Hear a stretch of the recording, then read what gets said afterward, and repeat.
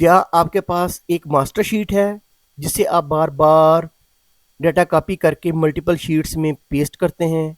अगर हाँ, तो ये वीडियो आपकी लाइफ आसान बना देगी। आज मैं आपको सिखाऊंगा कि कैसे आप सिर्फ एक क्लिक से मैक्रो और एडवांस फिल्टर यूज़ करते हुए अपना डाटा ऑटोमेटिकली मल्टीपल शीट्स में ट्रांसफ़र कर सकते हैं। हमारा जो डाटा है वो टेबल में कन्वर्ट होना चाहिए, ताकि जब हम इसको दूसरी शीट्स के ऊपर कन्वर्ट करें तो वो ऑटोमेटिकली एक्सपैंड होता जाए।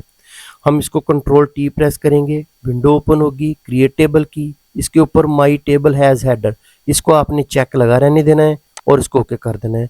अब ये मेरी फाइल जो है वो टेबल में कन्वर्ट हो गई है।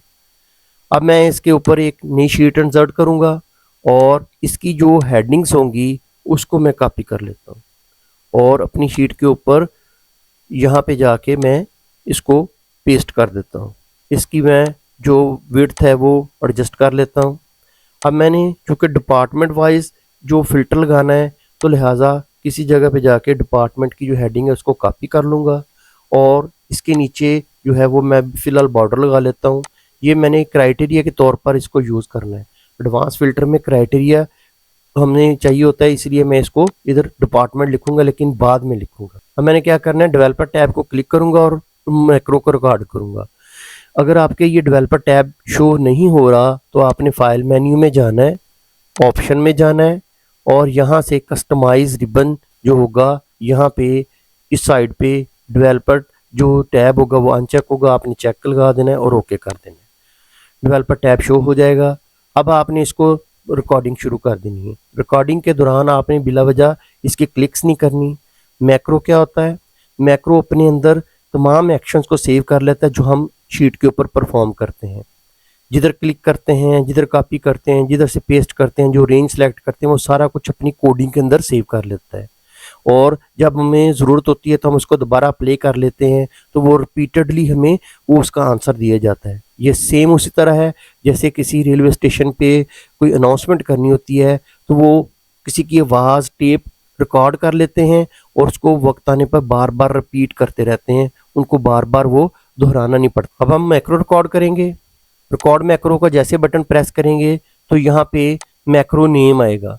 मैक्रो नेम जो हमने देना है तो वो टेक्स्ट से स्टार्ट होना चाहिए, नंबर से स्टार्ट नहीं होना चाहिए और इनके दरमियान दो अगर नाम लिखने हैं तो अंडरस्कोर डाल सकते हैं, स्पेस नहीं डालेंगे। शॉर्टकट की भी हम इस्तेमाल कर सकते हैं और स्टोर्ड मैक्रो इन जो होगा वो किसी भी वर्कबुक के अंदर जिसमें रखना है हमने वो रखेंगे। हम अभी कि मैं दिस वर्कबुक की रहने देता हूँ। डिस्क्रिप्शन का ऑप्शन इसलिए होता है कि हम इसके ऊपर हम लिख रखें कि हमने कैसे कैसे इसको परफॉर्म किया और हमारे इसको रिकॉर्ड करने की वजह क्या थी। ये सारा कुछ वक्त आने पे फिर हमें उसको मसला नहीं बनेगा। अब हम इसको ओके करते हैं। अब हम डाटा टैब को क्लिक करते हैं और एडवांस फिल्टर को इधर फीचर को चेक कर देते हैं। अब हमारे पास एक विंडो आ जाएगी एडवांस्ड फिल्टर की। इसके ऊपर कॉपी टू अनदर लोकेशन, इसको चेक लगाना है और लिस्ट रेंज इसको सिलेक्ट करके अपनी जो रेंज होगी उसको सारी की सारी को हम सिलेक्ट कर लेंगे। चूँकि वो रेंज टेबल में थी, लिहाजा यहाँ पे देखेंगे टेबल टू आल उसने जो डाटा है वो उसने ले लिया है। अब हम क्राइटेरिया के अंदर क्लिक करेंगे तो वो हमसे क्राइटेरिया पूछेगा कि इसका क्राइटेरिया किधर है। क्राइटेरिया हम दोनों रोज को सिलेक्ट कर देंगे। यहाँ पे हम बाद में डिपार्टमेंट लिखेंगे तो उसके हिसाब से वो हमें डाटा शो करेगा। और अब ये ऑप्शन रह गया कॉपी टू, इसको सिलेक्ट करके अपनी तमाम हेडिंग्स को सिलेक्ट कर देंगे और ओके कर देंगे। अब देखें जैसे मैंने ओके किया तो तमाम का तमाम डाटा इधर शो हो गया। हमारा जो मैक्रो था वो अप्लाई हो गया है। हम इसको अब स्टॉप कर देते हैं। अब हमने इसके ऊपर एक छोटा सा मैजिक लगाना है कि व्यू कोड के अंदर जाना है और इसके अंदर जाके हमने इस वर्कशीट को सिलेक्ट कर लेना है। जर्नल की बजाय हमने वर्कशीट को सिलेक्ट करना है और इस पोर्शन के अंदर से एक्टिवेट इसको सिलेक्ट करना है और यहाँ पे लिखना है कॉल।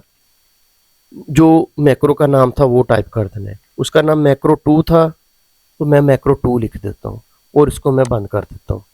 अब हम इसके ऊपर जैसे ही HR टाइप करेंगे तो वो देखें जैसे मैं शीट को इधर क्लिक करके दोबारा वापस आता हूँ तो वो HR का डाटा इसके ऊपर आ गया। अब हम इसको रीनेम कर देते हैं, इसका नाम HR रख देते हैं। इसको क्लिक करके कंट्रोल प्रेस करेंगे और आगे पेस्ट कर देंगे तो ये शीट दूसरी कॉपी पेस्ट हो जाएगी। अब इसको डबल क्लिक करके IT रख देते हैं।